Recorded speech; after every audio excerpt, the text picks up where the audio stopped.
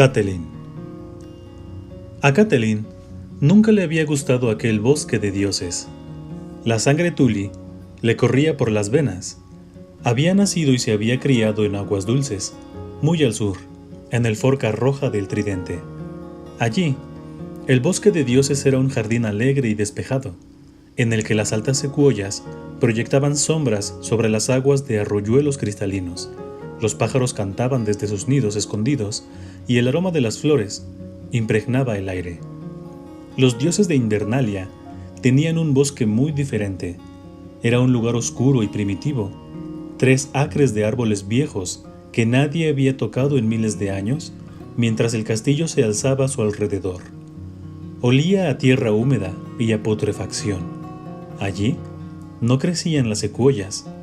Era un bosque de recios árboles centinela, parapetados tras agujas color verde grisáceo, robles imponentes y tamarindos tan viejos como el propio reino. Allí, los gruesos troncos negros estaban muy juntos, y las ramas retorcidas tejían una techumbre tupida, mientras las raíces deformes se entrelazaban bajo la tierra. El silencio y las sombras imperaban, y los dioses de aquel bosque no tenían nombres. Pero sabía que allí era donde estaría su esposo aquella noche. Siempre que le quitaba la vida a un hombre, buscaba la tranquilidad del bosque de dioses.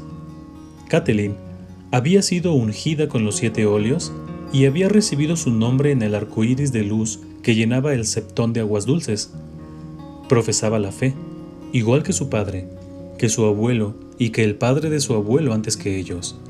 Sus dioses tenían nombres y unos rostros que le eran tan familiares como los de sus progenitores. El culto consistía en un septón con un incenciario, el olor a incienso, un cristal de 7 facetas lleno de luz y voces que entonaban cánticos. Los Tully tenían un bosque de dioses, como todas las grandes casas, pero no era más que un lugar por donde pasear, leer o tomar el sol. El culto quedaba reservado para el Sept. Ned había hecho construir para ella un pequeño septón donde pudiera cantar a las 7 caras de Dios, pero la sangre de los primeros hombres corría aún por las venas de los Stark. Sus dioses eran antiguos, eran los dioses sin rostro y sin nombre de la espesura, los mismos a los que habían adorado los niños del bosque. En medio del bosquecillo, un arciano viejísimo se alzaba junto a un estanque pequeño de aguas negras y frías. Ned lo llamaba el árbol corazón.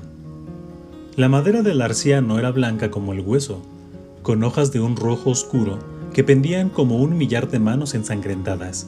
En el tronco había una cara tallada, con rasgos alargados y melancólicos, y los ojos enrojecidos de savia seca, extrañamente atentos. Aquellos ojos eran viejos, muy viejos, más viejos que la mismísima Invernalia. Habían visto el día en que Brandon el constructor puso la primera piedra, si se podía dar crédito a las historias. Habían presenciado cómo los muros de granito se alzaban en torno a ellos. Se decía que los niños del bosque habían tallado las caras en los árboles durante el amanecer, siglos antes de que los primeros hombres llegaran procedentes de la otra orilla del mar angosto. Hacía 1000 años que habían talado o quemado los últimos arcianos del sur, a excepción de los de la isla de los rostros, donde los hombres verdes montaban guardias silenciosos. Allí, tan al norte, todo era diferente. Había un bosque de dioses en cada castillo, y un árbol corazón en cada bosque de dioses, y una cara tallada en cada árbol corazón. Catelyn encontró a su esposo sentado en una roca cubierta de musgo, bajo las ramas del arciano. Tenía el espadón, hielo, sobre las rodillas, y estaba limpiando la hoja en aquellas aguas negras como la noche. El martillo milenario, que cubría como una gruesa alfombra el suelo del bosque de dioses, devoraba el sonido de sus pasos, pero los ojos rojos del arciano parecían seguirla mientras se acercaba. «Ned», lo llamó con suavidad. «Catelyn», dijo su esposo alzando la vista hacia ella. Su voz era distante, formal. «¿Dónde están los niños?». Siempre le preguntaba lo mismo. «En la cocina, discutiendo cómo van a llamar a los cachorros». Se quitó la capa, la tendió sobre el martillo del bosque y se sentó con la espalda apoyada contra el arciano. Arya adora a la suya y Sansa también está encantada, pero Rickon no lo termina de ver claro. ¿Tiene miedo?, preguntó Ned. Un poco, admitió. Solo tiene 3 años. Debe aprender a enfrentarse a sus miedos. Ned frunció el ceño. No va a tener 3 años toda la vida, y se acerca el invierno. Es verdad, asintió Catelyn. Aquellas palabras le provocaron un escalofrío, como siempre. Era el lema de los Stark.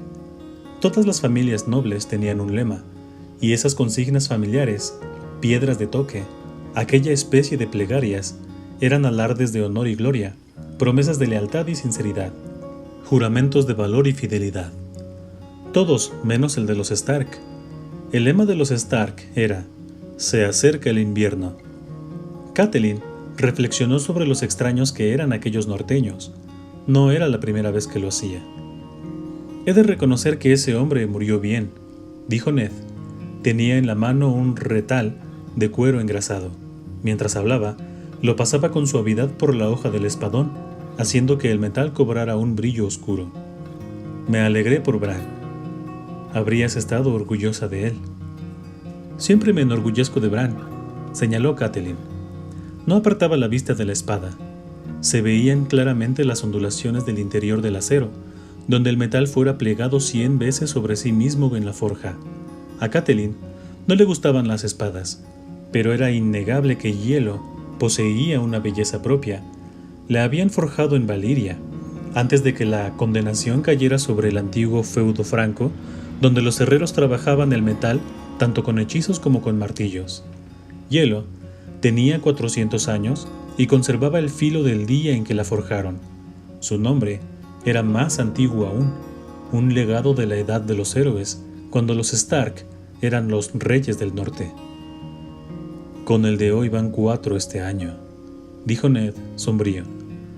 El pobre estaba medio loco.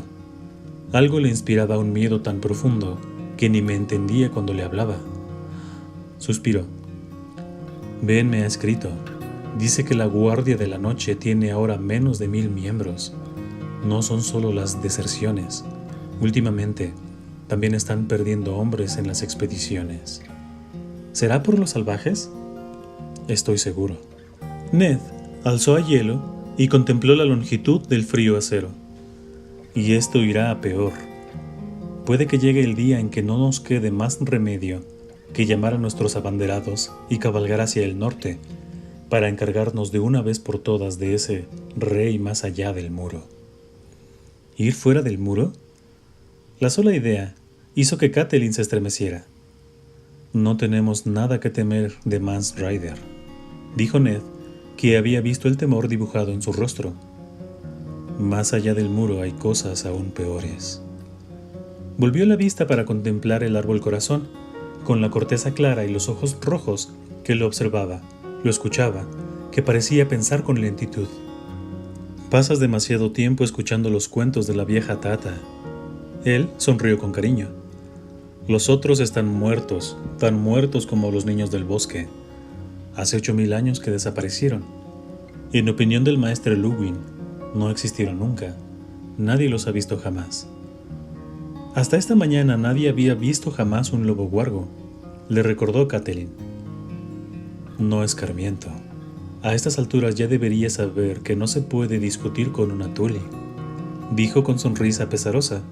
Deslizó a Hielo dentro de su vaina. No habrás venido hasta aquí a contarme historias de miedo, ¿verdad?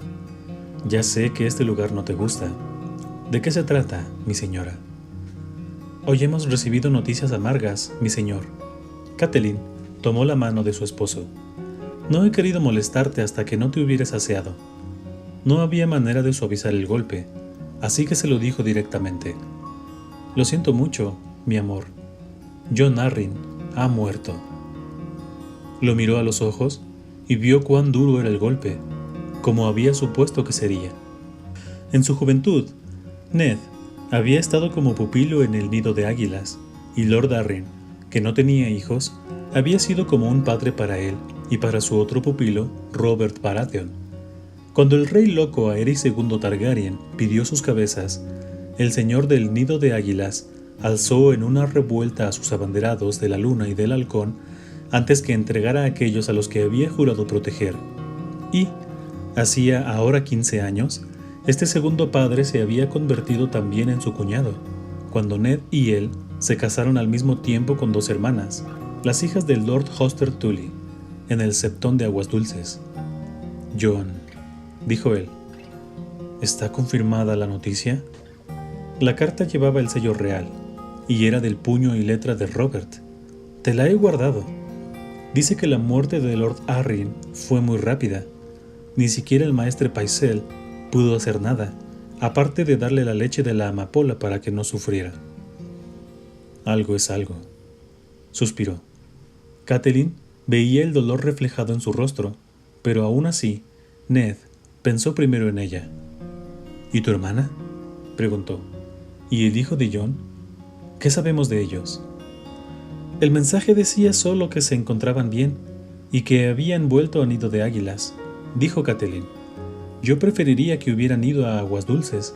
El nido está tan arriba y es tan solitario. Además, fue siempre el hogar de Jon, no el de mi hermana. El recuerdo de su esposo estará en cada piedra. La conozco bien. Necesita el consuelo y el apoyo de su familia y amigos». «Tu tío está en el valle, ¿no? Tengo entendido que Jon lo nombró caballero de la puerta». «Brinden hará todo lo que pueda por ella y por el niño», asintió Catelyn. «Eso me tranquiliza un poco, pero...» «Ve con ella», le pidió Ned. «Llévate los niños. Animad los salones con ruido, con gritos, con risas. Su hijo necesita la compañía de otros niños, y no podemos dejar sola a Lysa en estos momentos». «Ojalá pudiera seguir tu consejo», dijo Catelyn. La carta traía otras noticias. «El rey está camino hacia Invernalia. Viene a buscarte». Ned tardó un momento en entender lo que le decía, pero cuando lo comprendió, desapareció la nube que le oscurecía los ojos. «¿Robert viene hacia aquí?» Catelyn asintió, y el rostro de su esposo se iluminó con una sonrisa. A ella le habría encantado compartir su alegría, pero había escuchado las habladurías en los patios, una loba guargo muerta en la nieve, con un asta rota en la garganta. El miedo le atenazaba el estómago como una serpiente que se le enroscara en las entrañas, pero se obligó a sonreír para aquel hombre al que amaba, aquel hombre que no creía en los presagios. «Ya me imaginaba que te alegrarías», dijo. «Tenemos que avisar a tu hermano, que está en el muro». «Desde luego», asintió Ned. «Ben no se lo perdería por nada del mundo. Le diré al maestre Luwin que envíe su pájaro más veloz». Ned se levantó y le ayudó a ponerse en pie. «Ese hijo de... ¿Cuántos años han pasado? ¿Y no se le ocurre avisarnos con más antelación? ¿Decía el mensaje cuántas personas venían en el grupo?» «Calculo que, como mínimo, 100 caballeros, con todos sus criados y por lo menos 50 jinetes libres. También vienen Cersei y los niños». «Robert querrá que vayan cómodos. No forzará mucho la marcha», dijo él. «Mejor. Así tendremos más tiempo para los preparativos». «Con el grupo viajan también los hermanos de la reina». Ned hizo una mueca. No sentía el menor afecto hacia la familia de la reina, y era recíproco. Catelyn lo sabía muy bien.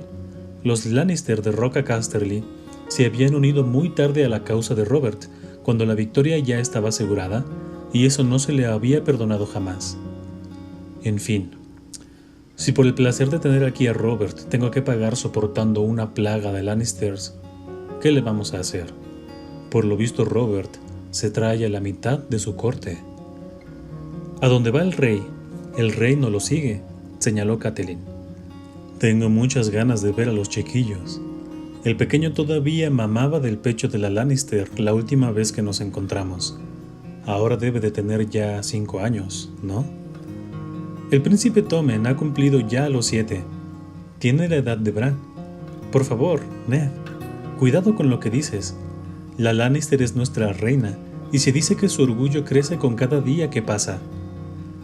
«Tenemos que organizar un banquete con trovadores», dijo Ned, apretándole la mano. Faltaría más. Y seguro que Robert quiere salir de casa. Enviaré a Jory hacia el sur con una guardia de honor para que los reciba en el camino real y les proporcione escolta hasta aquí. Dioses, ¿cómo vamos a dar de comer a tanta gente? ¿Y ya están en camino? Ese condenado. Voy a darle de patadas en su culo de rey.